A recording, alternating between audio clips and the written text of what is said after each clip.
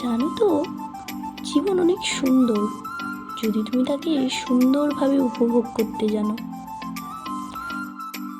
জীবনে ভালো থাকার মূল মন্ত্রই হলো নিজেকে ভালো রাখা। আর এটা যদি তুমি একবার শিখে যেতে পারো, তাহলে দেখবে পৃথিবীটা তোমার কাছে কত রঙিন হয়ে উঠেছে। তাই নিজেকে ভালো রাখো, নিজের পছন্দ অপছন্দের খেয়াল নিজেই রাখো, নিজের মনের কথা নিজেই শোনো, নিজের যেটা ইচ্ছে করে সেই ইচ্ছেটা নিজেই পূরণ করো। এটা শুরুতে শুরুতে হয়তো একটু কঠিন লাগতে পারে, কিন্তু যদি একবার তুমি এটা তোমার আয়ত্তে নিয়ে চলে আসতে পারো, তখন দেখবে কোনো অচেনা একটা মানুষ তোমার জীবনে এসে তোমার জীবনটাকে এবং তোমাকে দুর্বল করে দিয়ে চলে যেতে পারবে না। সুতরাং নিজের জন্য নিজেই যথেষ্ট হয়ে দেখাও।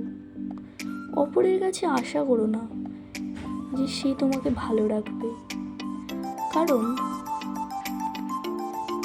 এখানে কেউ তোমাকে ভালো রাখতে আসেনি। নিজেকে ভালো রাখার দায়িত্ব আজ থেকে নিজেই নাও। আর কত অন্যের উপর নির্ভরশীল হয়ে থাকবে? এবার নিজেও নিজের জন্য কিছু একটু তো করো। আজ থেকেই নিজেকে কথা দাও যে চারজন কি ভাবলো এটার জন্য আমি আমার ভালো লাগাটাকে দাবিয়ে দেব না, আমার পছন্দ অপছন্দগুলোকে ছুঁড়ে ফেলে দেব না। আমি আমার ভালো লাগা, ভালো থাকা, নিজেকে ভালো রাখা সমস্ত কিছুর দায়িত্ব নেব, কারণ জীবনটা আমার। যদি তোমার জন্য তুমি নিজেই নিজের পাশে দাঁড়াতে না পারো, তাহলে কিভাবে তুমি অন্য একজনের উপর ভরসা করে থাকো যে সে তোমার পাশে এসে দাঁড়াবে, সে তোমার পছন্দ অপছন্দর গুরুত্ব দেবে, সে তোমাকে ভালো রাখবে? আগে নিজেকে তো ভালো রাখতে শেখো নিজে।